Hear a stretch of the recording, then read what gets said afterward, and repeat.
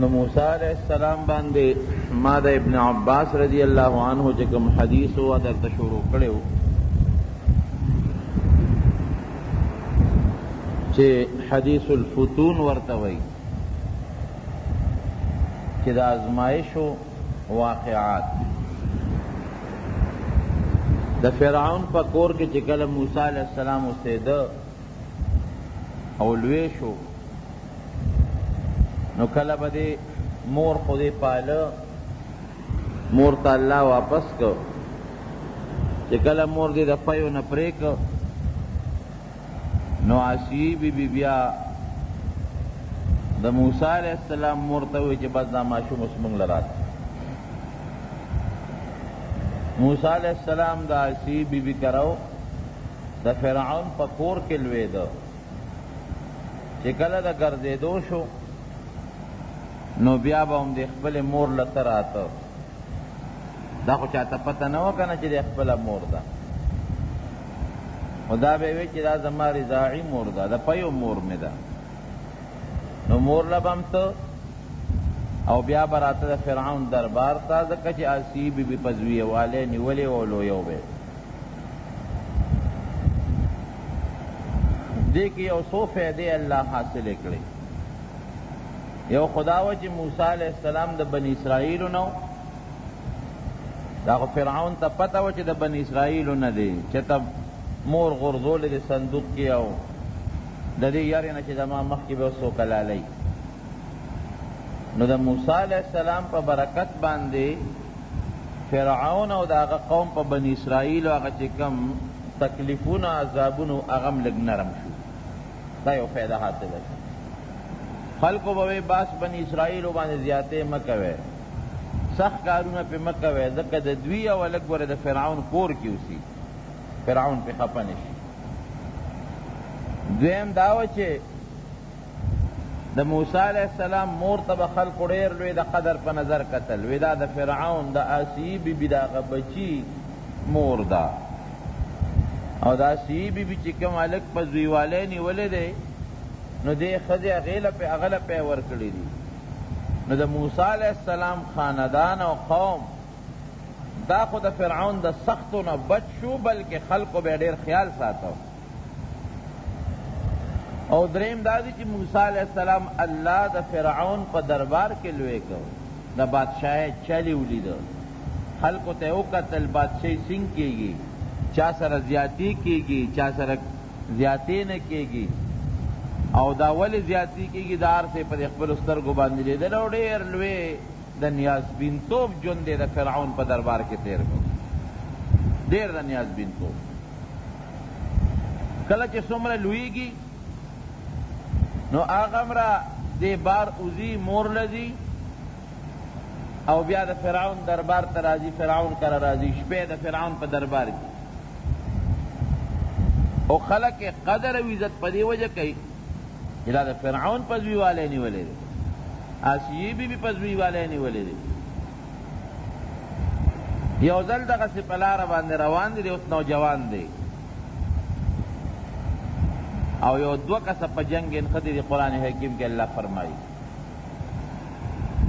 یو د فرعون د قوم نه قبطوي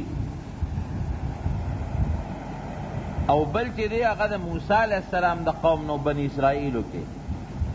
دواړه په جګړه نښتې دي او دا چې کوم د فرعون د قوم او د خاندان سړی و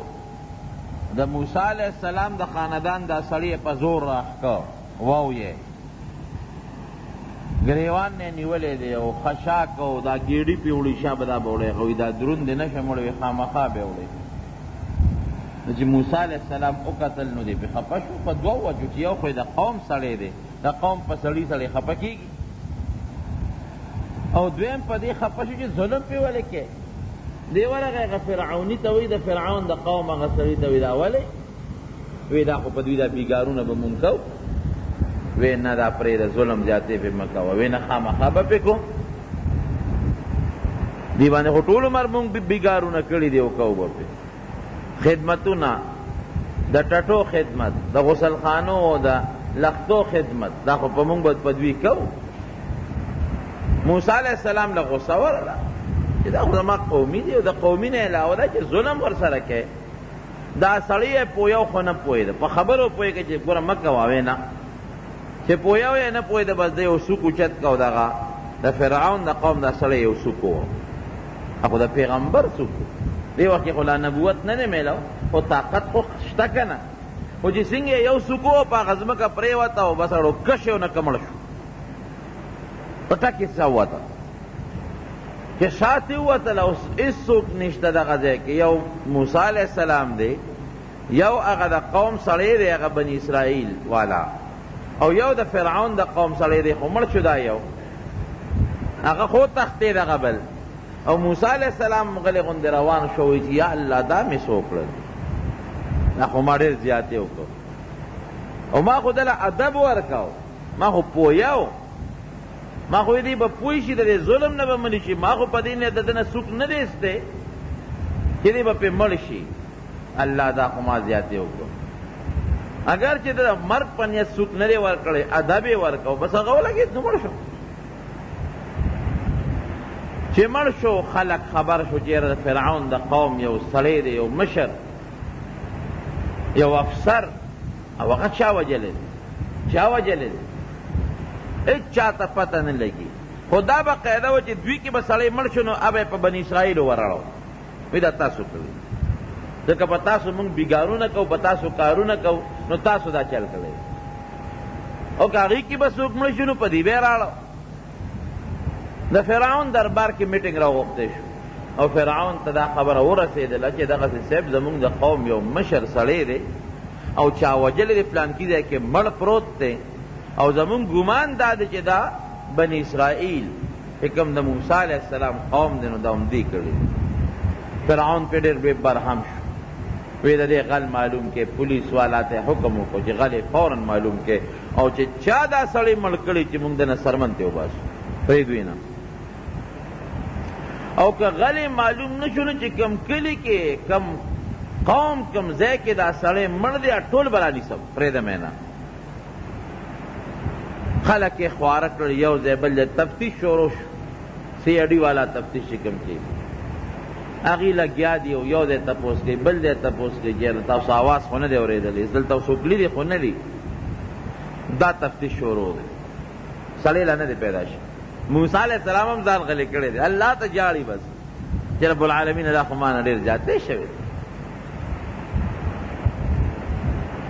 سار بیا بله ورځ څو ورځې پس هم په دغه لاره تېرېږي، خپلې مور کره ځي. هغه بني اسرائیلو والا سړی دی بل چا سره نښتی دی، هم د فرعون د قوم بل سړي سره په جګړه دی، او د فرعون د قوم دا سړی رانیسي، کار پې کوي او هغه انکار کوي نه کو. نو موسی علیہ السلام راغی،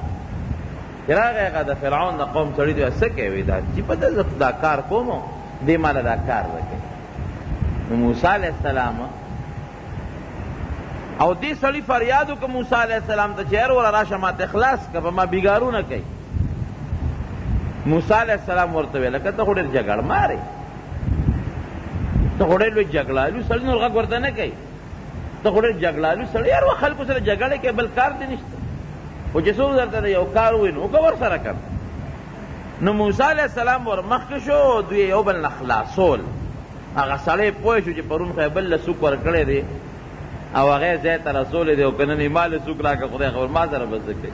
هغه ته خو پته وه چې دا خو پهلوان دی، او یو څوک یې ما له راکړه خو بس آخرت ته تلل بس برابر دی. چې موسی علیہ السلام ورغې خلاصي یې کو، دی ورته یلکه دا څه کوې وایي، پرون دی هغه یو مړ که نن ما وجنې، پرون خو دی هغه بل مړ که نن ما وجنې، ځان نه جوړ تل وي بدماش او جبار جوړی، خدای دپاره که ګورې ما زه ګورې ما له را نږدې نه چې ته څه وایې زه منم. بس هغه سړی روان شو، د خلاصې وشو، خو چې موسی علیہ السلام پوه شو او هغه سړي خبره واورېدله چې پرون دی هغه وجلی دی او نن ما وجلی، بس هغه په ټک د فرعون دربار ته وایي سړی مې معلوم کړ چا چې زمونږ قومي وجلی دی. وی چا کړی دی؟ وی یو مغه ستا چې په خپل دربار کې کم هلک پاللی دی او لوی کړی دی دغه سړی دی، ګرځي او دا قتلونه او دا دی کوي، هغه سړی هغه وجه. تا ته څه پته ولګېده؟ وایي د قوم یو سړی ما سره په جنګ شو او هغه ورته دا درشن پیغور ورکړه چې پرون د یو وجه نن ما بس فرعون پوه شو، هغه ته پته ولګېدله چې دا خو هلک خو معلومیږي چې هغه هلک معلومیږي چې کوم په بني اسرائیلو کې پیغمبر جوړېدو والا دا ماشوموالي کې د ګیرې نه نیولې، ماشوموالي کې د ما له سپېړه را کړې ده او زما پې شک دی چې هغه کم خوب کې ما کم هلک لیدی دی او چې زما کټ به یې نیوه را غورځولم به او زه د خپې نه نیولې وم او را پرځولم دا همغه هلک معلومیږي. او دا دې ګوره زمونږ یو یې مړ که او دا که سبا له لوی شو دا به زمونږ د حکومت د ختمېدو ذریعه بس میټینګ پې وشو لا د فرعون د قوم خلق ورته مخکې نه قارو، هغې خو په دوی بېګارونه کول، هغې خو د مخکې نه قارو که دا لږ سبا د فرعون سره لوی شو او دله فرعون خپل وزارت ورکه نو بیا خو به دا قوم زمونږ د بېګار نه بچ شي. هغې وی صاحب مونږ خو درته مخکې ویلي خو تا نه منله، ګورې دا هلک دی او ګوره دونه مضبوط دی پهلوان دی چې په یو سوک سړی وژني، غم یې کوه صاحب. بس فوراً یې سمن جاري که او څومره چې د هغه پولیس والو اډر یې وویسته وی دغه هلک چې دا ما لوی کړی دی او ما پاللی دی دا که چا هم کوم ځای ګیر که فوراً یې راولی چې دی مړ کړو. یو سړی په دې مشوره کې ناست و د هغه موسی علیه السلام سره مینه محبت، ځکه دې موسی علیه السلام خو همدغې خلکو سره لوی شوی و که نه، همدغې وزیرانو سره همدغې خلکو سره لوی شوی دی. هغه غلی غوندې پټ راووته و منډې وایي چې موسی علیه السلام پوه کړم چې ګورې ځان وباسه او که فرعون له په ګوته ورلې بس پرېږدي نه ستا متعلق فیصله شوې ده. اتفاقا چې څنګه راغی موسی علیه السلام سره لار کې میرو شو موسی فرعون او د هغه قوم ستا خلاف لګیا دی او میټینګ یې وکړو فیصله یې وکړه. څه فیصله یې وکړه؟ وایي بس که په ګوته ورلې وجنې دي زه ستا خیر خوایم او ته مهرباني وکړه د فرعون د علاقې نه ځان تختوه وځه بار ته، یعنې که په ګوته ورلې پرېږدي دی نه وجنې دي. بس موسی علیه السلام روان شو جي یو لار باندې او خپې بلې خپې ووته او الله ته سوال وکړه یا رب العالمین زه ډېر فقیر او محتاج یم، لار هم راته نه ده معلوم، ما خو په قصه هلک نه دی وجلی او فرعون زما خلاف مشوره وکړه یا الله زه تا ته محتاج یم، الله ما نیغې لاره باندې بوځه او ما ته د نیغې لارې هدایت وکړه. تاسو خپله سوچ وکړئ چې یو هلک د بادشاه په کور کې لوی شوي نیازبین توب ژوند سره او هغه خپې بلې خپې د وطن نه په دا نور او په دا دشت او په دا ګرمۍ کې وځي او یوازې وځي نو چې څوک د نیازبین توب د ژوند بلد دي نو هغه چېرته سخت ژوند تېرولی شي. مور پاتې شو، ورور پاتې شو، قوم پاتې شو، روان منډې م وایي او کوشش هم کوي چې د وطن نه مې ځان وویسته چې د فرعون خلک خبرېږي چې ما ځانیست. د میاشتو مزل یې وکړه جناب، د شپې م ځه او د ورځې م ځه، مدین ښار ته ورسېد. چې مدین ته ورسېد په هغه ګرمۍ کې په هغه شلېدلو جامو کې دغه یو کس دی بس او دغه یو جوړه جامې یې اغوستې دي. چې هلته ورسېده نو هلته کې یو ځای کې یو کوی دی په مدین ښار کې د اوبو، هغې کوی باندې خلک راغونډ او اوبه څښي، وړي ته اوبه، ګډو چیلو والا اوښانو والا راغلي دي او ځان له اوبه راوباسي او څوک خپلې ګډې سیرابوي او څوک اوښان سیرابوي او څوک دې په خپله اوبه څښي، چا مشکونه ډکوي ځکه اوبه خو په دغه علاقو کې کمې دي نو مشکونه به یې ډک کړل او په اوښ باندې به یې واچول او خپل کلو ته به یې وړل.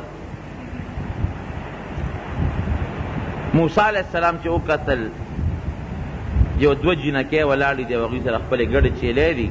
او چوکه ورسره دا ګډې چیلې دې کوي ته نه راپرېږدي، منې کوي. موسی علیه السلام ورغې ورته وایي چې تاسو څه کوئ؟ وایي مونږ دا ګډې چیلې اوبو له راوستې دي. وایي دا اوبه کې که نه؟ وایي نه دا سړي چې لاړ شي مونږ بیا دا ګډې چیلې اوبه کوو. زمونږ پلار دی ډېر کمزوری دی، زمونږ ورور نشته، نو مونږ دا ګډې چیلې اوبه کوو خو دا سړي دي دوی مونږ له اوبه هم نه راکوي او چې دوی لاړ شي او په دې حوض کې کمې اوبه باقي لږې پاتې شي نو دا ګډې چیلې به اوبه کوو. موسی علیه السلام ورته ګوري، هغوی چې کله تلل نو یو غټه تیږه یې راواغېسته په لس پنځلس کسه هغه تیږه او د کوی په سره کې خو او لګي غوندې او په هغه حوض او په هغه لختو کې پاتې شوې او دا سړی لاړل. موسی علیہ السلام چې راغی جنکو ته وی خویندو لږ صبر وکړه. دی ورغی او هغه تیږې راواغېسته په یوازې باندې د کوی د سر نه خواړه. پیغمبر کې ډېر لوی طاقت او قوت. تیږې په یو لاسه خوا کړه، په دواړو لاسونو یې خوا کړه یوازې، او هغه بورقه به لسو کسو رایسته، ګرګړۍ به لسو کسو تاوه و. ابه د څاروي سرمن هغوی تړلې وه، د څاروي سرمن به یې ګنډلې وه، غټه بورقه به وه، د لسو کسو باندې به یې رایستله، او ډېره ښکته جوړ کوي به په سوونو ګزه کې لاندې. بس موسی علیه السلام بورقه ورشته کړله او په یوازې لګیا دی هغه بورقه یې راویستله او حوض یې ورته په دوه درو بورقو ډک کړی. جنکو د شا به یې ګډې چیلې سیراب هغې ښې زبردست هغه ګډې چیلې سیراب کړې او ده بیا تیږه راواغېسته او په کوی یې کېښود او لاړ. د یو اونې په سوري باندې یخې اوبه وڅکلې او د اونې په سوري ځان ته سر ته لاس کېښود او سمدست جون دی کم د بادشاہ دربار کې تیر کړ، د نیازبین توب جون. او دلته کې غریب راورسېد، نه کوټه شته دی او نه جونګړه شته، به د یو سوري لاندې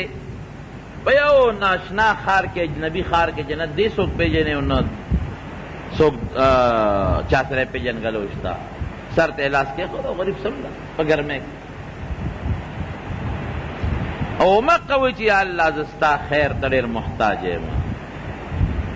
او رب العالمین خو امتحان په سړي راولي، او چې کوم سړی په زړه مضبوطي که نه یقین او ایمان یې مضبوطي کلکي پختی، هغه بیا الله په هغه امتحان کې کامیابی ګورې هم. یو طرف ته په الله امتحان راوست، مور صندوق کې وغورځو، بل خوا په الله دونه فضل وکړو چې د دشمن په کور کې لوی کړو. یو خو په مور تکلیف تیر شو، بل خو مور له دونه تحفې او تحایف بچې وله غېږ له بیا خدای راوست. او د فرعون ښځه په الله مهربانه کړو، داسې لوی کړه لکه بادشاه چې خپل بچې لوی ښه د عزت زندګي. هغه جنکۍ لاړی، هغه د شعیب علیه السلام پیغمبر لوڼه وی. پلار ته الوی چې بابا یو هلک راغلی دی، ډېر مضبوط پهلوان خالق دی، او داسې معلومیږي بابا چې د مسافر مزدوری پسې راغلی دی. کله دی یو وطن نه بل وطن ته خلک مزدوری له ځي که نه، چې د مسافر مزدوری پسې راغلی دی او غریب دی او درک د مزدوری هم نه لګي، اوږې هم دی معلومیږي، نار هم معلومیږي. او دغه چل دی مونږ له ګډې چیلې سیراب کړې. شعیب علیه السلام هغه لوڼو ته وایي اله بچې ورشه راولئ، څوک مېلمه دی، ډوډۍ به پرې وخورو، لږ به ځان ته رانږدې کړو، مسافر دی، د مسافر به ګوره ډېر عزت خیال ساتي، قدر به یې کوئ، رزق به ورکوئ، ډوډۍ به ورکوئ، ځکه دی په لاره باندې روان د مسافر دعا الله قبلوي. ګورئ چې دا جنکۍ څنګه ورلې نو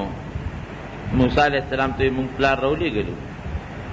او ته مونږ سره لاړ شه، تا چې مونږ له کومې ګډې چیلې سیراب کړې نو زمونږ پلار د هغې مزدوري در کوي، اجرت در کوي، او پلار دې زمونږ هغه تا غواړي. دې غریب هم محتاج و چې دومره یو ځای خو د ما پیدا شي او نوړی ډوډۍ خو چا سره وخورم، څو ورځو نه نار یم، او دومره یو ځای پیدا شو د ما چې د مزدوري مې ولګېده نو دا هم ښه ده. خو موسی علیه السلام د جنکو ته صرف یو نظر کتلی دی، بیا به سر لاندې قسنې وکړي کتلې وه.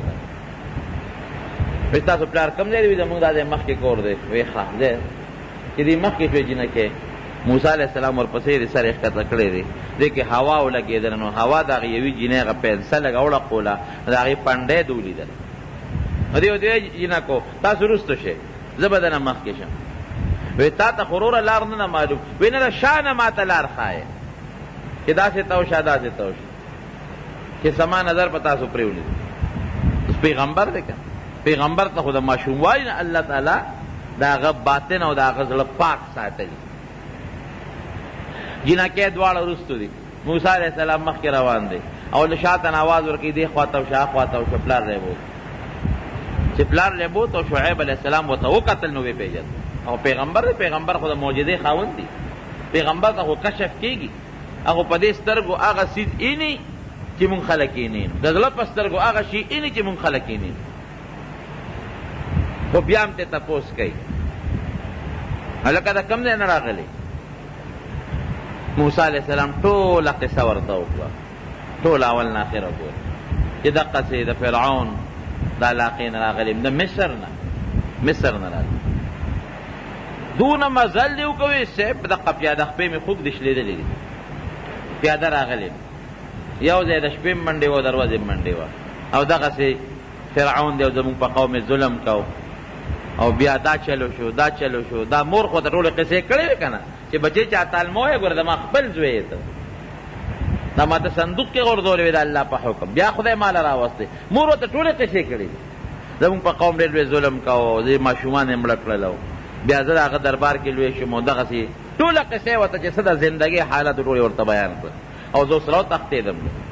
شعیب علیه السلام ورته هېڅ فکر چې ونه کړي بوډا سپین ګیری دی او د ظالمانو د قوم نه الله تعالی ته بالکل محفوظ او بچ کړی هېڅ فکر مه کوه دلته د هغه بادشاهي نه چلېږي نجوت من القوم الظالمین د هغه بادشاهي دلته نه چلېږي دا د هغه بادشاهي نه ده نه هغه در پسې راتلی شي او نه د هغه پولیس راتلی شي او نه د هغه قوم راتلی شي دا جدا علاقه او د هغه جدا علاقه هېڅ فکر چې ونه کړې بېغمه هغه پوه شو چې دا خو د هغه پیغمبر جوړېدو والا دی چې بني اسرائیلو کې کوم پیغمبر جوړېږي دا خو هغه جوړېدو والا ډېر ډاډ یې وله ورکړ او ډېر زبردست ډاډ چې فکر مه کوه تاله به الله ردې صلې درکوي تاله به خدای کامل سړی جوړوي ما سره به ډوډۍ انتظام هر څه چې یې به درله زه کوم هېڅ فکر چې ونه دا یوه لورې ورته وایي بابا وی ته خو به دې ګډو چیلولې یو سړی مزدور نه کړي دې مزدور کا دې مضبوط هم دی امانتګر هم دی مضبوط هم او امانتګر هم دی مضبوط ولې دی څه نه معلوم که د هغه بورقې نه معلوم چې هغه بورقه لسو کسو رایسته ده په یو کس راوویسته هغه تیږه به لسو اوچتونه ده په یوازې اوچته کړه دا مضبوط دی او سړی چې مزدورۍ لسو بوځي نو مضبوط سړی بوځي هغه سړی ګوري چې هغه کې طاقت یې کار کولی شي امانتګر ولې دی امانتګر په دې دی چې ډېر ښه سړی دی په لاره چې مونږ را روان یو مونږ یې ځان نه رستو کړو ګورې مونږ ته یې نه دي کتلی هغه د کوي په غاړه یې را سره دوه درې خبرې کړي دي نور یې را سره یو خبر هم نه ده کړې مونږ یې رستو کړو دی رانه مخ ښه بچې موسی علیه السلام ته وایي یاره رښتیا خبره ده یو کار نه کوې مونږ سره خدمت نه کوې وبکم جي که نه وی دا چل دی چې ما سره 8 کاله خدمت وکړه زما دا لوڼه دي لا وړې دي د واده قابلې نه دي ماشومانې دي ډېرې وړې وې هغه 2 کالو کې به زما دا لوڼه پیغلې شي د واده قابلې به شي نو 8 کاله که تا زما ګډې چیلې وسرولې خدمت دې وکړه نو دې کې یو لور به درته په نکاح کړو دا به هغې پورې لوی شي او که 10 کاله دې خدمت وکړو نو دا به ستا ډېر لوی احسان خو اته خو به خامخا کوې موسی علیه السلام ته په دې لوظ دی وی او بس وی ټیک که 8 کاله مې خدمت وکړو که 10 مې وکړ بس زما ستا دا شرط دی بیا به دا یو لور دې ما ته په نکاح راکوې ډېره دې مطلب نو هغه ته پته وه خو دغې وخت کې د ماشومانې لا د واده قابلې نه وې او هغه ته پته وه چې پرېږده د بادشاه په دربار کې خو یې ژوند تېر که د بادشاهۍ چل یې زده که اوس د پیغمبر دربار کې ژوند تېر که چې د نبوت چل هم زده کړي هلته یې د بادشاهۍ چل زده که دلته به د پیغمبرۍ چل زده کړي هلته کې د هغې خلکو سره ګوره د پیغمبر خو هر چا سره واسطه راځي غریبانانو سره به هم راځي مالدارو سره به هم راځي بادشاہ سره به هم راځي او ګدا سره به هم راځي نو هلته یې د بادشاه حالاتو پېژندل پرې چې دلته د فقیرۍ او د غریبۍ حالاتو پېژندل یو خدا بل دا ماشومانې لا پیغلې نه وې او درېیم دا وه چې د فرعون د قوم نه دی خو پیغمبر دی دی به فرعون ته لیدي او هغه ته به هدایت کړي الله به ورته د پیغمبري ورکوي نو پرېږده چې څه موده ما سره تېره کړي د فرعون سره هغه دشمني هم لږه کمه شي موسی علیه السلام ورته ډېره ښه ګډې چیلې به ورته سرولې او د شعیب علیه السلام په مدین کې خدمت کو ګوره دا ول الله یو صله ورکړه ګورې په حقیقت د پیغمبر جون ما راته وایي نو ټول د تکلیفونو دی دا الله صله ورکړه چې د کافر بادشاه نه یې راوست او د پیغمبر په غېږ کې کېنه د هغه بادشاه نه چې کوم بادشاه به وی چې زه ستاسو لوی خدای کم بادشاہ چې به دا خبره کوله چې زه ستاسو خدای یم، د هغه د غېږې نه رب العالمین را خلاص کو او د چا غېږې لی راوسته؟ د حضرت شعیب علیه السلام د هغې نه راوست. شعیب علیه السلام سره تربیت من چې 10 کاله پوره شو یا 8 یا 10 خو بعض محققین علما لیکي چې 10 کاله پوره شو. شعیب علیه السلام کېنوی دی خوا راشه زما ستا نیټه پوره شو، زما لوڼ هم پیغلی دی، اوس یو لور درته په نکاح کوم. دی ورته وایي چې ما ته به اجازت راکړې زه به د مور ملاقات لرم. 10 کاله وشو چې ما مور نه ده لیدې، ما رور نه دی لیدې، او تلې خو شو نه د فرعون سره دشمني وه. نو ما له به د اجازت راکړې دا ښځه به ځان سره بوځم په دې شرط پورې مور له به ځم. هغه وی ډېره ښه ده ستا ښځه ده بوځم. ځان سره روانه کړه، نکاح ورسره وتړله او بیا علما لیکي چې د 2 لوڼو کې کم ورته په نکاح کړه. نو علما لیکي چې هغه جنۍ ورته په نکاح کړه چې هغه کمې جنۍ د موسی علیه السلام صفت لاسته کړه، چې دا مضبوط هم دی امانتګرم پکې مشره وه، هغې ورته په نکاح کړه. او شعیب ورته وی چې د تا یو تحفه در کوم او فکر مه کوه، ګورې الله به د امداد کې هېڅ فکر کې ونه کې. 10 کاله تیر دي تا فرعون او د هغه قوم نه پېژنې، ځه غلې غوندې لاړ شه د مور ملاقات به وکې، څوک چاته ځان تم مخایا تا ته هم څوک دې نه پېژني، او بیا به غلې غوندې روځي. 10 کاله تیر شوي دي خلکو نه به خبره یېرئ، بیا به راځي. دوی ډېره ښه موسی علیه السلام ته دا شعیب علیه السلام وی لړ شه دا ګډې چیلې دومره روانې که، بیبي دې هم روانه که، څه توخم و خیر د لارې ورکړه هم روانه که، او د کوټه کې دننه یو امسا پرته د یو کونټۍ روانه، نو 2-3 امساګانې پرتې وي. دی چې ورغې امسۍ راواغېسته، وی نه دا نه دا کېده بله راواله.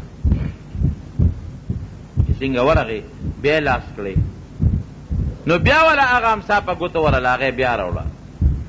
ورته ویم چې دا راته ویم چې مراله بله راواله، دا زما ده بله پکې راواله. چې دی بیا ورغې بیا یې ګوتې یوړې ناوله، بیا په ګوته ورله ویله.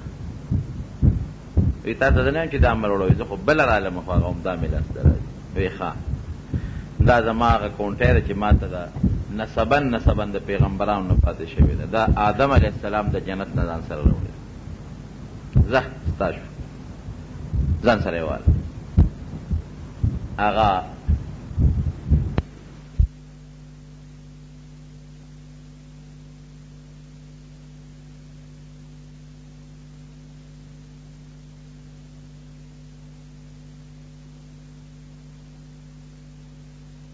تلا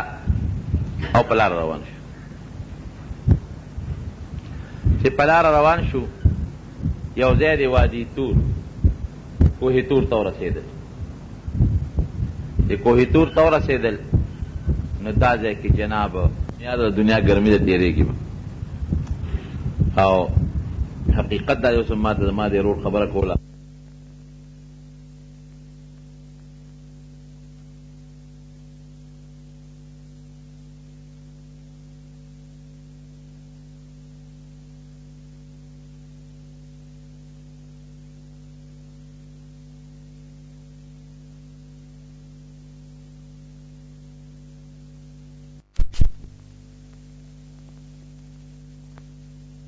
دا پانی دی اوبه.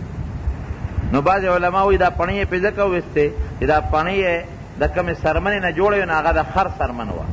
دی خو الله سره خبرې کوي. او بعض علما وایي چې دی اوس الله سره میلاو شو، ښځې ورته وایي چې دلته ګورې ماران او لړمانان دي، نو الله ورته دا ښایي چې دا دې وخت کې اوس ته ما سره میلاوې ستا به زه ساتم، اسباب مسباب دې ختموه. او الله ورته وایي په دې لاس کې دې څه دي؟ ما تلک بیمینک یا موسی. دی ورته وایي چې د ما لاس کې هي عصوایا، ما کونټۍ ده، په دې باندې زه چې په لاره ځم تکیا لګوم، او په دې باندې زه خپلو ګړو چیرو ته پاڼې را څنډم، او دې کې نور هم ډېرې فایدې شته. چې الله ورته کله نبوت ورکړ نو دی ورته وی زه خو یوازې مو زه کمزور او دشمن میں مضبوط دی بادشاہ دی په مې بدلم پورې دی وی خوا یو کار به د سره بله مو کوم ستا رور هارون علیه السلام له به هم زه پیغمبري ورکړم ابه دې ملاتړ شي ستا ژبه کار نه کوي د هغه کوي او تاله به داسې طاقت درکړم چې فرعون د هغه پلار هم تا ته نشي ودرېدی یو دوه معجزې دله در کوم وی دا امسا دې وغورځوه د کونټۍ وغورځول د هغې نه یو لویه اجدها جوړه شو لوی خامار ته جوړ شو او دا خولې داسې وازه کړه نو موسی علیه السلام ته لږ رستو شو چې ته رستو شو الله ورته مه رستو کېږي مه یارېږه د امسا له ګوتې یوسه راواله مونږ یې بیا درته په زوړ شکل جوړو نو چې امسا له یې ګوتې یوړې نو بیا همغه امسا شو ګوره الله مخکې نه بلد کړ چې دا غورځوه اجدها به ترې جوړېږي بیا لاس ور وړه واپس به ته امسا جوړېږي که داسې ورته ویلي چې هلته امسا غورځوه نو شاید چې پړه کې څه دغه راغلی وي یاره خامخا وه او دویم دا دی چې دا لاس دی ګریوان ته یو ځای کا او بیا راوباسه دې نه به لکه د نور غوندې رڼا خېږي زه فرعون ته زما دین ته وبله او دا ورته ووایه چې ته خدای نه الله یو دی ستا رازق دی ستا خالق دی ستا مالک دی ټولو کائناتو مالک دی او پوهیږه که چې ګورې که په ما د ایمان راو نړه نو جهنم دی ځای دی د خو الله سره خبرې وکړې د الله خبرو کې خوند یې ولید الله نورانیت یې ولید ښځه ته یېره پاتې ده ولې لوی په بل خوند پویښ شو چې دې څنګه را روان شو نو لکې مقه سوچ چې شا شاته ګوري چې یا خدای بیا به را سره کله خبرې کوي هغه خوند هغه لذت هغه مینه هغه شوق یې په دې هړه کې پاتې شو چې راغی الله وله ماشوم ورکړی دی ښځې ته یې ټوله قصه وکړه ښځې ته خو پته پلار ورته ویلو چې ګورې داسې سړي ته مې په نکاح کړی چې دې نه به پیغمبر جوړېږي او جلیل القدر پیغمبر به جوړېږي خدمت به یې کوي بار کې دا ښځې نه را روان شو هلته یې ورور هارون علیه السلام هغه له خدای دې مخکې پیغمبري ورکړې وه او ورته لار کې الله ورته ویلو چې ستا ورور را روان دی استقبال ته ورته لاړ شه او ورته استقبال ته ولاړو دواړه یو بل سره لس کاله پس ملو شو او بیا د مور ملاقات ته لاړه ګرمي ده باقي واقع به درته انشاءالله آینده جمعه خو خبره دا ده چې څومره په دنیا کې ما راته وي ازمایښونه زیات راځي نو هغه همره الله انعامونه په انسان زیات کوي دویم دا چې دا ازمایښ په هغه چا راځي چې هغه ګورې مضبوط وي که ما غوندې ستا غوندې سړی یې راونیوه ورته پته ده چې دی خو کمزور دی نو مونږ باندې ازمایښ نه راولي دا ټینګې نه دی سبا ایمان به پرېښود تښتېدلی دی چې څومره مضبوط وي نو په هغه باندې ازمایښ او په هغه امتحان راځي مونږ مسلمانان یو خامخا سه ابتلاءات او ازمایښونه دې تېرېږي به الله دې پکې مونږ ته کامیابي نصیبه وکړي دی وایي چې سخت کال به دوره کې که به نه کې یاره سخت کال دوره مونږ نه شو کولی مصروفیات هم دومره ډېر دي چې جمعې مونځونه رانه پاتې دي نو دوره مو سخت کال چوټي کړې ده او سخت کال وړه دوره چې کومه ده چوټي شوې ده لویه دوره مو روانه ده دعا کوئ چې خدای پاک په خیر درته ورسوي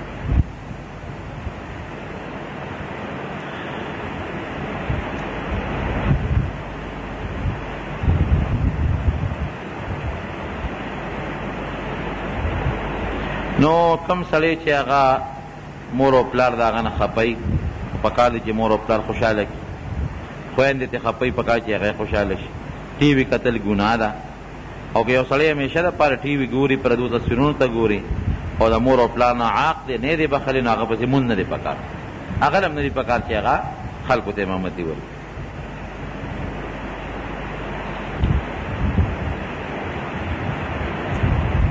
په دې یو خو پوه نه شو چې دې څه وایي چې د زیارت پر په کور کې چرګې بانګ کړی دی نو دا په کور کې ساتل صحیح دی که نه دی نو چرګ هم دې زمانه کې دا زمونږ دا ښځې بانګونه ټول نه وی دور داسې راغلی دی ښځو نه سړي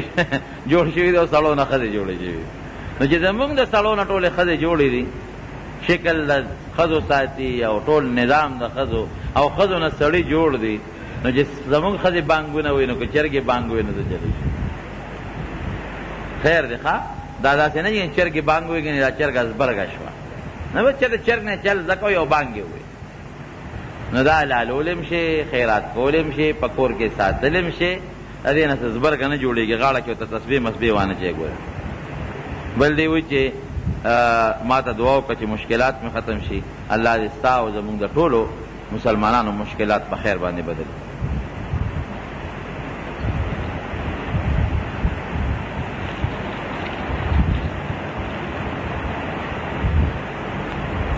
چې یو سړی 3 سجدې وکړي او په مانځه کې ورته یاد شي او سجده سهو وکړي نو مونځ کېږي که نه؟ بلکل کېږي. 3 سجدې وکړې خطا شو، سجده سهو دې وکړي، او که سجده سهو یې ونه کړه نو مونځ دې دوباره راوګرځوي. او که یوه سجده وکړه یې روتي نو که بل رکعت کې ور یاد شي نو بلکې دې 3 وکړي، سجده سهو دې ورسره وکړي. او که ورته یاد نه شو وروسته را مانځه نه پته ولګېږي چې ما خو یوه سجده کړې ده، دا مونځ دې دوباره وکړي. بیا خلق په منځ کې قومو جلسه نه کوي، منځ یې کېږي که نه کېږي؟ نو زمونږ دا 3 امامانو، امام شافعي صاحب، امام مالک صاحب، امام احمد او زمونږ د امام ابو یوسف امام محمد صاحب په نیز باندې خو بلکل منځ نه کېږي. او د امام صاحب په نیز خو منځ وشو خو نیمګړی وشو. نو مهرباني وکړئ چې کله د رکوع نه پاسئ لږ غوندې صبر کوئ چې ملا م نیغه شي. دا ربنا لک الحمد په ولاړه وایه. او چې سجدې نه کله یا پاسې را 2 سجدو په منځ کې باقاعده لږ غوندې کښېنئ چې دا ملا مو نیغه شي. ګرانو محترمو اوریدونکو، د شیخ الحدیث مولانا محمد ادریس صاحب په دې 71 نمبر کیسټ کې تاسو د حضرت موسی علیہ السلام واقعه واورېده. د دې واقعې 2مه حصہ ستاسو خدمت ته وړاندې شوه. دا به تاسو ته پېښور ښار کې بیرون کچرې ګیټ اشرف روډ سرای فقیر خان ناصر خان کیسټ هاؤس کې له ناصر خان او حیدر خان سره هر ساعت ملاویږي. د دې نه علاوه د هر قسم دینی تقریرونو، نعتونو، تلاوتونو کیسټې به هم تاسو ته د دې دکان نه ترلاسه کیدی شي. ټلیفون نمبر دی 252912. د موسی علیہ السلام د تره زوی دی قارون، سخکت د تره زوی دی، او بنی اسرائیلو کې به اوسېده. او د فرعون د طرف نه د بنی اسرائیلو د موسی علیہ السلام د قوم نگرانو. دا عامه قاعده ده چې یو دشمن کله په مسلمان باندې د ظلم اراده لري نو د هغه مسلمان نه یو سړی راوچت کړي او هغه له پیسه میسه او اختیارات ورکړي او په هغه یې ووایي. دشمن بذات مسلمان نشي والی. دشمن که مسلمان وي د مسلمانانو کې یو ولا پیدا کړي او منافق را پیدا کړي، هغه منافق باندې مسلمان وي. دا عامه قاعده ده، پخوا د زمانې دا قصه را روانه ده. نو فرعون بني اسرائیلو باندې خو به ظلمونه کول، نو د بني اسرائیلو نه د موسی علیہ السلام د تره زوی قارون یې راوچت کړ. وی ته د قوم سړی او بس ته لګیا اوسه د بني اسرائیلو کې کار کوه. هغې د بني اسرائیلو نګران مقرر کړی و، هغه په ډېر انتهایي ظلمونه کول. بادشاه ته به یې لېږل، ډلې ډلې مقرر کړی وی چې تاسو به د بادشاه خدمتونه کوئ، څوک به لښتي صفا کوئ، څوک به وله متیازې غورځوئ، څوک به وله زمیندارۍ کوئ، څوک به وله ګیډي راوړی، خشاکونه به وله راوړی، څوک به لارې کوڅې وله جوړوئ، ښځې به یې د هغوی د کورونو خدمتونه کوئ. دې دا قارون په دې مقرر و. او مال او دولت دومره د سره و چې په حدیثو کې راځي، بلکې قرآن حکیم کې الله فرمایي چې دومره دولت ورسره و چې د ده کنجانې د جرندو به یو لویه ډلې په چې چتبتنو کنجانې به په یو مضبوطې ډلې ځان سره په اوږو باندې او په څاروو ګرځولې. دا کنجانې خو نه وې لکه زمونږ دا اوسنۍ کنجانې چې کومې دي. دومره دولت و ورسره لویه ډله. هغه صرف په دې مقرر وه چې د قارون د خزانو کنجانې به ګرځوې، هغې به چابیانې ګرځولې. نو چې کله خدای پاک فرعون غرق او بني اسرائیل ووتل، دې ورسره لاړ. خو دې خو منافق همغه د زړه نه بغض د موسی علیہ السلام سره پورې او په دې هم خفه و چې زه مالداره میم، زما دولت هم شته، زه مشره میم. او ځکه موسی علیہ السلام له خدای پاک پیغمبري ورکړه، نو د موسی علیہ السلام دا رور د هارون ولې پیغمبر دی. هارون علیہ السلام په کار دا و چې د په ځای باندې زه پیغمبر شوی وی. دا هم یو بغض او حسد و د موسی علیہ السلام سره چې دا کشر راغی او د پیغمبري ملو شوه، او بیا د خپل رور پیغمبر کو زیره تر زویم او مال ما سره، دولت ما سره، د مال نبوت رانه کدا ولې. حالانکه دا نبوت دا د چا خپل اختیاري شیز نه دی، دا د الله خو خلق. الله یعلم حیث یجعل رسالته. الله قرآن کې فرمایي هغه ځای ما ته معلوم دی چې کوم ځای کې د پیغمبري ولچوم. یو زمیدار دی په ځمکه کې کار کوي نو هغه په خوره ځمکه کې چرم کار نه کوي، خو تخم خوري. هغه ځمکه کې کار کوي چې هغه جوړه ځمکه وي، خوږه ځمکه وي، بیا نور هم پاکه او جوړه کړي، د هغې نه پس پکې غنم کري. یعنې په دې دشت بیابان قیمتي ځمکه ده، سړک په غاړه ځمکه ده او د مرلو ځمکه ده، خو یاره ډاګه میدان دی نو چا پکې غنم نه کرل. دا څوک نه دی چې دا ځمکه قیمتي ده چې دې کې غنم کرو، نه هغه ځمکه کې قیمت ته څوک د ځمکې نه ګوري. راشه دا پېښور کې مې 10 مرلې یا 15 مرلې پلاټ واغېشت او دا خو ډېر قیمتي به 15-16 لکه شو، دې کې به غنم کرم. دې کې څوک غنم نه کوي، قیمت یې زیات دی خو د غنمو قابله نه ده. دغه رنګ یو سړی مالدار دی نو یو زمیندار سړی هغه ځای کې غنم کوي چې هغه ته پته ده چې دا غنم زرغونی. رب العالمین به پیغمبري غوندې لوی نعمت هغه چاله ورکوي چې هغه ته الله ته پته وي چې دا وجود د پیغمبرۍ قابل دی. سخت هم برداشت کولی شي، تکلیفونه هم د قوم برداشت کولی شي، او ما ته هر وخت جاړي به او د قوم دپاره د هدایت یو ذریعه به مي. تاسو وګورئ د پیغمبرانو حالات. نو قیمت او مال ته خو ته نه ګوري چې مال قیمتي ځمکه کې کار کوي او کاش پکې کوي، هغه ځمکه کې کوي چې هغه تخم زرغونی. دغه رنګې الله مالدار ته نه ګوري. مال څه شی دی؟ خدای پاک چې غوښتل بعضې پیغمبران یې هغه هم پیدا کړي دي چې هغه د ټولې دنیا بادشاهانو لکه سلیمان علیه السلام. خدای پاک چې غوښتل نو هغه پیغمبران هم خدای پیدا کړي دي چې هغې سره ډېر لوی دولت و لکه اسکندر ذوالقرنین، حضرت داود علیه السلام، سلیمان علیه السلام. بادشاهان هم د ټولې دنیا بادشاهي ورسره وه، لیکن مال ته خدای نه ګوري. الله هغه د پیغمبر وجود ته ګوري چې د کې صلاحیت شته او که نشته. نو قارون په دې غصه و چې ما ته پیغمبري میلاو نه شوه او موسی علیه السلام زمانه کشر دی، د هغه رور هارون علیه السلام زمانه کشر دی، هغې ته میلاو شوه. لکه دا نفاق و، لیکن دا ورته پته ولګېده چې موسی علیه السلام خو د خدای برحق پیغمبر دی، خلاف خو یې کولی نه شم. نو چې کله موسی علیه السلام او بني اسرائیلو هجرت کو او اوتل وادي تیه ته او فرعون د هغه قوم خدای غرق کړ، دا قارون مو سره لاړ. خو دې منافق دی چې لاړ ورسره هلته کې د یو سکیم او یو سازش جوړ کو چې دا موسی علیه السلام به په کومه طریقه زه بدنام کم. او چې دې مې بدنام کو دا عامه قاعده ده، یو نیک سړی وي یو عالم وي نو که ته هغه عالم بربادول غواړې نو ته بدنام کا، قوم ته بدنام کا، جامع ګنده که پلیته کا، نو چې کم زرګونه یا لکونه یا سوونه خلک د هغه تابعدار دي بس هغه به په یو سات لږ شي. لکه خلک خو چې یو نیک سړي پسې رواني خو د هغه د نیکۍ د وجې نه رواني، او چې تا دې ته خبره جوړه کړه چې د هغه نیکي دې برباده کړله او خلکو ته ثابته کړه چې دا خو یو نیک سړی نه دی، دا خو یو ګنده سړی دی. نو مسلمانان خو نیک سړي پسې د نیکۍ د وجې نه دي، بیا د چا کار سره چې دغه نیک سړي پسې ځي. نو قارون په دې سوچ کې لګېدلو چې دا موسی علیه السلام به زه کله دا قوم به تې واړو مو دا خلک به تې واړو او په کومه طریقه به زه دا موسی علیه السلام بدنام کم. پیسه خو ورسره وه، نو یو سکیم یې جوړ کړو، یو سازش یې جوړ کړو او د کبر هم ډېر زیات و. دته به د خپل قوم بعضې کسان وویل چې ګوره مونږ خو د موسی علیه السلام پیغمبر دی، مونږ خو د هغه ډېر عزت کوو احترام یې کوو، ته د هغه مخکې هم ګورې داسې ډېر د کبر خبرې کوې. لا تفرح ان الله لا يحب الفرحین، کبر مه کوه په دې مال باندې. ګورې د خدای پاک ګورې کبرجن خلک نیک وخت او دا حقیقت هم دی رونو. خدای دې مونږ کې عجزي پیدا کړي. الله فرمایي الکبریاء ردائي، وی دا لوی زما صادر دی او زه خپل صادر کې ګورې ځان سره بل څوک نه پرېږدم. یو انسان کبر کوي نو خدای پاک هغه له خامخا ذلت ورکوي. لږ غوندې خو به یو پوټی لویي استعمال کړي. فرعون ته وګوره کبر یې وکوي انا ربکم الاعلی، خدای غرق کړه. دغه رنګې ورپسې هغه حامان ته وګوره، هغه شداد ته ورپسې وګوره. دغه رنګې اوس د موسی د نبي علیه السلام دشمنانو ابو جهل ته وګوره، څومره کبر ابو جهل شروع کړی. عتبه ته وګوره او شیبه ته وګوره، دا د پیغمبر علیه السلام دشمنانو کبرجنو، ځان ته به لوی وی او مسلمانانو ته به ذلیله نسبت باندې کتل.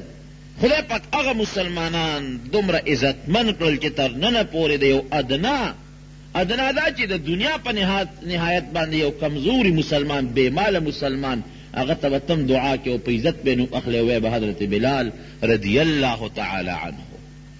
او هغه لوی لوی سرمایهدار او د دولت خاوندان چې کوم کافرانو ابو جهل عتبه او شیبانو هغه ته به لعنت الله علیه، خدای دې په لعنت نازل کړي. هغې نوم به په بد والی او د مسلمان د هغه صحابي نوم به په عزت باندې اخلي. او کبر ډېر خطرناک شی دی. پیغمبر علیه السلام فرمایي تر څو پورې چې د انسان په دې زړه کې د شړشم د دانې برابر کبر پروتي د جنت خوشبویي پې حرامه ده. دا به تې وباسم دا کبر جهنم کې یو څو غوټې به ورکوم چې پاک یې کړم د هغې نه پس به جنت ته ځي. دغه کبر سره به دې جنت ته چرته هم نشي تللی.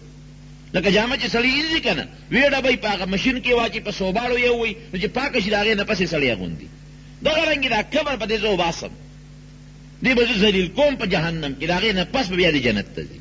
نو کبر او انسان سره به څه کبر خوند وکړي لویي به خوند وکړي. زمونږ خو چې معمولي په خېټه در شي نو بیا زمونږ د چغو نه خو په ګاونډ کې هم څوک خوب نشي کولی. معمولي چې په غاښ هم در شي نو زمونږ د هغه چغو د وجې نه بیا په ګاونډ کې هم څوک خوب نشي کولی. لږ هم په سر در شي نو بیا زمونږ نه په کندي کې هم څوک خوب نشي کولی. لږ غوندې اودسمات یا زیات شو یا بند شو، لږ تیز شو دستونه دې شو یا لږ بند شو قبض دې شو، بیا په شلو ډاکټرانو ګرځئ. انسان خو دغه حیثیت دی. نو دته به خلقو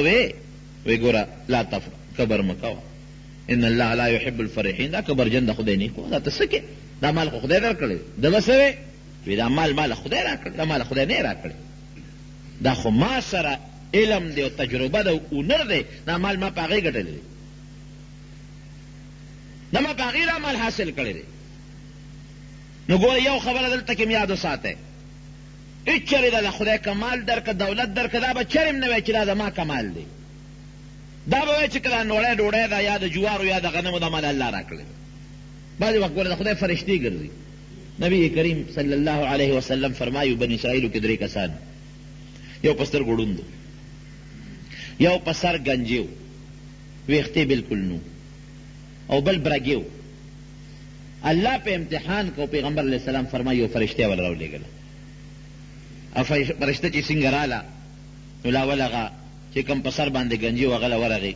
ویښتې بلکل نو او بل برګې و. الله په امتحان کو پیغمبر علیه السلام فرمایي یو فرشته ول راولېږله. او فرشته چې څنګه راله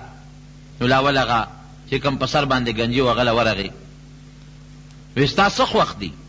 یاره وی زما خو دا خوښ دی چې زما په دې سر باندې دا ویښته راوخیږي. خلک راته څوک ګنجې وایي او څوک راته څه وایي. په سر یې بله لاس راخ که په سر یې خشته ښکلې ویښته راوختل. دا ښه ویښته هم د خدای نعمت دی. وی کوم مال دی خوښ دی؟ وی جي اوښان مې خوښ دی.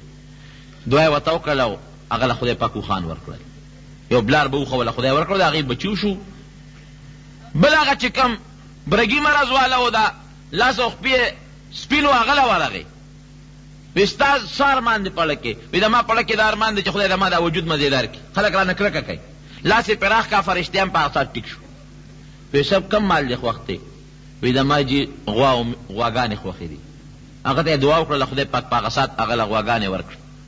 اړون له ورغې وی کم څه ارمان دی دې پړه؟ وی سترګې مې لندې دي، دا غواړم چې خدای زما سترګې جوړې کړي. لاس یې پراخ که سترګې جوړې شوې. وی څه کم مال غواړې؟ وی ګډې چیلې مې خوښې دي. وی ښه ده خدای پاک به درکړي. د دواړو جهانو سردار مبارک فرمایي، حدیث په بخاري کې هم په مشکات کې هم، چې دا غړومبي له خدای پاک د اوښانو یو لوی کنډک ورکړ، لوی ارامه. دې بل له خدای د غواو یو کنډک ورکړ. دې بل له دې ړوند له چې خدای جوړ کړ د له خدای پاک د ګډو د چیلو یو کنډک او رمه ورکړه. چې څه زمانه تېره شوه نو دغه فرشته په بل شکل ورله هغه ړومبي سړي له هغه چې کوم ګنجي و خدای ویښته هم ورکړ او خدای اوښان هم ورکړل. ورته یاره مسافر یم او په لاره باندې ځم او درک را سره نه لګي، نو زه تاله رالم او د هغې خدای په نوم دنه سوال کوم چې کوم خدای تعالی ښکلې ویښته درکړي دي، او د هغې خدای په نوم دنه سوال کوم چې کوم ته فقیر وې او کوم خدای تعالی مال درکړه او داسې مال یې درکړه چې اوښان یې دله درکړل. زه تانه یو اوښ غواړم مال راکړه خیراتي چې زه به په سفر کې خپل کلي ته ورسوم. او ته څه وایي؟ څه شی دې ووایي؟ زه ګنجي وم ویښته مې نو خواشې زما خو د وخت نه دا ویښته مزېدار خشته دي، او تاسو وایي چې زه فقیر یم او خدای دې اوښان درکړل. خواشې دا خو ما ته د پلار او د نیکه نه په وراثت کې پاتې شوي دي. انما ورثت هذا کابرا عن کابر، پلار نیکه نه راته پاتې دا دې څه ووایي؟ زه دا کله په سر ګنجي وم او دا زه کله فقیر وم. بعض انسان وي داسې لږ خدای پاک وله مال ورکړي که نه، لږ دولت وله خدای ورکړي بیا په ځان نه پوهېږي. دا اړو ده د سوچ نشته چې یو وخت کې خو زه غریب وم او دا مال خدای راکړه او الله هغه ذات ته چې په دې قادر دی چې دا مال مانه بیا هم خدای غشتی شي، پکې نشه پیدا شي. نشه نو جناب هغه ورته وی ښه ته مخکې فقیر نه وې؟ وی نه. ستا سر ګنجي نو؟ وی نه. وی که دروغ وی نو خدای دې همغسې که. خو چې فرشته ته یې اخوا شو همغسې شو، ټول مال یې هلاک شو. وله خدای پاک خو په سکندونو کې هر څه تباه کولی شي. ټول مال یې هلاک شو، برباد شو، تباه شو. او شکل یې همقسې وګرځېد، د سر هغه ویښتې ختم شو، واپس هغه ګنجې شو. د هغې نه په زیات بیا خو خدای ته چغې وخه، بس قصه خلاصه شو. الله درله ګوره وروڼو قرآن کې الله فرمایي چې خدای در باندې یو نعمت درکړي، نو که تاسو د الله د هغه نعمت قدر وکړو، لئن شکرتم لازیدنکم، الله وایي که زما د نعمت شکریه مې ادا کړه، زه به یې دله نور هم زیات کړم. ولئن کفرتم، او که تاسو ناشکري وکړه د خدای د نعمت، نو ان عذابي لشدید، ګورې زما عذاب ډېر سخت دی، ګورې بیا ته خلاصېدی نه شي. خبره مې دې پورې کوله جناب چې هغه لومبې سړی ورته وایي دا خو ما ته پلان نیکه نه وایي، ښه د خدای دې همغسې که دروغ وایي، همغسې شو. دویم له ورغی فرشته چې کوم برګې و هغه له ورغې ورته وایي چې زه مسافر یم او په لاره ځم او ما سر درک نه لګي، ستا دې په هغه ذات قسم چې کوم ذات تا له ښکلی شکل درکه، ته خو برګې وې که نه، او خدای پاک ته فقیر وې مال دله درکه چې مال یو غوا یا یو غوی راکه چې زه په سفر باندې په مقصد ورسم. خدای امتحان کوي. فرشته دروغ نه وایي، خو خدای امتحان کوي. وایي تاسو وایي چې زه برګې وم، واشي زه خو د مخکې نه ښکلی وجود مې و،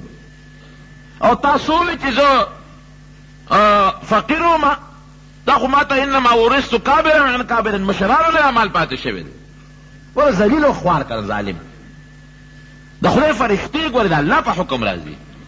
د خدای فرښتې د خدای د حکم نه دومره خلاف ورزي نه کوي. پاک نفسونه دي، پاک مخلوق دی. ابتلا لپاره کله کله به د انسان په شکل راځي. د انسان د خیر لپاره خدای فرښتې مقرر کړي دي، شر لپاره نه. وی ښه که دروغ دې ویلي، خو خدای دې همغسې که چې څنګه مخکې وي. خدای پاک یې ټول غوا او غوانې هر څه هلاک کړل، تبۍ پرې راغله، او خدای همغسې برګې کړ. ورغې غړون له چې جوړ شوی و، وی زه مسافر یم او لار را باندې قصه ګډوډه شوې ده، پیسې نشته، خدای په نوم باندې هغه خدای چې ته ړوند وې او تا له ښکلې سترګې درکړي دي، او ته فقیر وې او خدای د ګډې چیلې درکړي دي، نو ما له ګډې چیلې خرڅې کړه او یا راکړه چې ځان له خرڅې کړم او دا سفر پې وکړم. هسه وایي بېشک زه په دواړو سترګو ړوند وم، الله راله سترګې راکړي دي. ګوره د خدای د نعمت قدر ته اوس وګوره کړه. لئن شکرتم لازیدنکم، که د الله د نعمت شکر دی ادا که، خدای وي نور به هم درله زیات کړم. په دواړو سترګو ړوند وم، الله جوړ کړی بېشکه، او زه ډېر فقیر وم، غریب وم، هېڅ درک مې نه لګېد، الله دا مال راله راکړ. خدای پاک مال دا دولت او دا مال راکړ. داسې کار وکړه چې تا کړوم نه، زه به اوس وایم چې څو پیسې دې پکار دي، دغه ګډې چیلې دي کنډک واوسې چې څو دې پکار یې وړه، دا راته نه یم چې یو یا دوه یا درې، دغه ګډې چیلې چې څو دې پکار یې هغه وړه. ما باندې خدای احسان وکړه، دا مال الله را کړی دی، چې خدای را کړه خدای مال دې ورشي چې څومره دې پکار یې نو وړه. فرشته ورته وایي داسې کار چې مال له ما نه دې پکار، د خدای فرشته وم، امتحان دپاره خدای را لېږلی یم. ستا د هغه دوو کسانو دروغ وې، د نعمت ناشکري وکړه، هغوی باندې د الله قهر او غضب راغی. تا رښتیا ووې، تا باندې د الله رحم راغی، ته پېښه و، مال دې پېښه و، د هر څه دې پېښه و، خدای دې پکې دله نور هم برکت واچوي، او واپس دې لاړ. نو بعضې وخت د ابتلا له وجې نه به خدای پاک پتا یو امتحان به راولي، ابتلا به راولي. ته ګوري به الله زما په دې مال کې ته څه کوې، امداد کوې که نه کوې، د خدای په دې مال کې د الله حق ورکوې او که نه ورکوې. نو قارون جناب کبر وکړه، لکه دغه دوو کسانو چې کبر وکړه، دا مال خو ما ته وایي خدای درکړه، وایي نه ماله خدای نه راکړه، ما په خپله پیدا کړی دی، کسب مې کړی دی، ګټه مې کړې ده. لکه انسان ته ګوره، د انسان ګټې ته وګوره، ته بسې او ستا ګټه بسې. ډېر مالدارانه مو لیدل چې مال یې برباد شو. راغی اوس موسی علیه السلام باندې، دی خو منافقه، کافر نه به ځان وساتې، خو د منافق نه ځان نه شي ساتلی، یا د اسلام په جامه کې د اسلام دشمني، دې ته منافق وایي. یو ښځه یو لمسوله و، هغې ته یې داسې چل به وکړي چې ته په موسی علیه السلام الزام ولګې چې ما سره څه ناجایز کار کړی دی، دومره دولت به دله درکړم. هغې ډېره ښه جوړه یې ورسره وکړه. لوی موسی علیه السلام ناست بني اسرائیل یې راغونډ کړي په وادي تیغ کې، زرګونه خلک دي، سوونه خلک دي. قارون پاسېده، وی موسی ته مونږ ته نیکۍ تلقین راکې یو په خپله دغه حال دی او مونږ ته نیکۍ ښې مثال مې دی هغه دی ته پاسه هغه د پاسې د ویې دی موسی چې دی نو ما سره دغه بدعملي کړی د خدای په پیغمبر الزام ولګا دا خبرې د الزام لګول اساني هر چا باندې خلک الزام لګي هر چا کې خلک عیبونه راوباسي لیکن د هغې نتیجه سنبالول ګورې بیا ډېر ګران دي نیکانو دپاره شیطان هر وخت خلک لمسوي موږ پښتانه وایي که نه چې دا بل ته یو ګوته نیسي دا درې ځان ته را ماتې کړئ ما کې به بېشکه غلطۍ به مې ګناه به مې موږ کم مولا دا ویلي چې زه دا ګناه نه پاک یم نو ته به په مولا کې په نیک سړي کې په بل چا کې به عیب راوباسې لیکن ته د خپل ګریوان کې م سوچ وکړه چې دا کم عیب زه په دې فلانکي کې راوباسم چې دا ما کې م شته او که نشته ما کې څومره عیبونه چې بلکې لټوم نو خو ټول د عیبونو نه ډک یم نو ګورې پام کوئ بهتان په بل مسلمان کې عیب پیدا کول د بل مسلمان سپکاوی کول مسلمان له پیغور ورکول دا ګوره ډېره خطرناکه ګناه ده او ګوره نبی علیه السلام فرمایي مشکات شریف کې حدیث دی چې څوک دا کار کوي که نه د بل عیب لټوي نو که د توبه خلاصه شوه که توبه ونه ویستلو چې د کم عیب په هغه مسلمان کې راوباسي نو دی به هله خدای وجني چې هغه عیب خدای په ده کې پیدا کړي توبې وباسي ټول زمونږ ټول جومات کې ناست بل غیبت اجرو کې ناست په بل کې عیبونه راوښکل دوه کسه چې ناست دي بل باندې باسونه کول خو زمونږ مجلس هم دغه چې یو پاک مسلمان منې کې راوباسو په هغه به تفسیر یې شروع کړو دغه زمونږ ژوند دی خو مونځ وکړو هغه دغه چل کوو خولې له لږ غوندې وار ورکول پکار دي دا خوله د خدای په ذکر جاری کې دا نورې خبرې پرېږدئ هغه د پاسې د وایي ته د خلکو د نصیحتونه کې ما ته دا چل کړی دی موسی علیه السلام وایي ښه او کې جلالیت لږ زیات و بس فوراً په سجده پرېوت الله ته ویې جلل خدای ته او بیا را پاسېده او هغه ښځې ته وایي ستا دې په هغه ذات قسمي چې تیم پیدا کړي د اسمانونه هم پیدا کړي دي رښتیا وایه بچې مو سره هغې ښځې سره رښتیا ووایه ستا دې په هغه ذات قسم چې اسمانونه مکې پیدا کړي دي دروغ به نه وې ښځې باندې را پرپې چې د خدای نوم یې واغېږ پړچېدو شوه وی ما دروغ ووې صاحب ته ډېر پاک انسان یې دا ما له قارون پیسې را کړي دي چې ته په موسی علیه السلام دا ګوی کې بس موسی علیه السلام خو په غوسه کې وي خدای راوینیسه سره د مال یې راونیسه او سره د نوکرانو یې راونیسه او سره هغې خلکو چې کومې ملګري دي نو خدای پاک ونیو ځمکه وشلېد او دوی پکې دننه لاړ مال یې هلاک شو دیم خدای ځمکې ته چې ځمکې راښ که ای موسی معافي راته وکړه ای موسی معاف مې که وی خو نور یې م راکاږه نور یې م راښ که ای موسی معاف مې که بیا به نه کوم غلطي مې کړې ده وی نور یې م راکاږه ځمکې غیب که او په ځمکه کې اوس هم دغسې تاویږي تر قیامته پورې دغه سزا ده او بیا قیامت نه وروستو چې خدای پاک جهنم ته بدېږي نبی کریم صلی الله علیه وسلم فرمایي چې الله موسی علیه السلام ته وایي چې څنګه چلو شو زړه دې یخ شو الله ورته پیغمبرانو سلام خدای پاک داسې هغه د خپل ناس خبرې کوي خوشحاله شوې یا خدای خوشحاله شوم په مې الزام لګولو او تا زما دعا قبوله کړه په ځمکه کې دې غرق که وی رحم دې پې موسی ګورې رانغی څو چغې درته ووالې او تا پې رحم رانغی وی زما دې په خپل ذات قسم الله وایي که ما ته یوه چغه والې په اسات مې معاف کو الله دومره رحیم ذات دی یو چغې ما ته والې وي که نه په اسات پې معاف کو خو بدبخته تا ته چغې والې او زه یې هېر کړی وم دومره چغې درته والې معاف دې نه که او که ما ته یو چغه م والې وې حالانکه د خدای په پیغمبر الزام خود پیغمبر خو د خدای رسول دی دا خو خدای ته سپک نسبت دی الله پې خفه کېږي یو چغې ما ته والې په اسات پې معاف کو د خدای رحم رونو ډېر زیات دی لیکن ان بطش ربک لشدید د خدای قهر او د خدای ګرفت او د الله نیول دا هم ډېر زیات دی هر وخت د رب العالمین قهر په دې سر د پاسه سور وګڼه چې دا الله هر وخت ما رانیوي شي زما دا سټوکي زما دا سر زما دا لاس او زما وجود او زما دا مال د الله په قبضه کې دي وګوره کم خلک چې دا خپل مال او دا خپل نفس دا مال د خدای په لار کې خرچ کوي زکات خیرات ورکوي غریب سره مسافر سره ګاونډي سره رشتہ دار غریب سره امدادم کوي د خدای دا مال د خدای په حج او په عمره خیرات کوي چرته به خوار راته ونښی هغې نه به وله زیات خدای ورکوي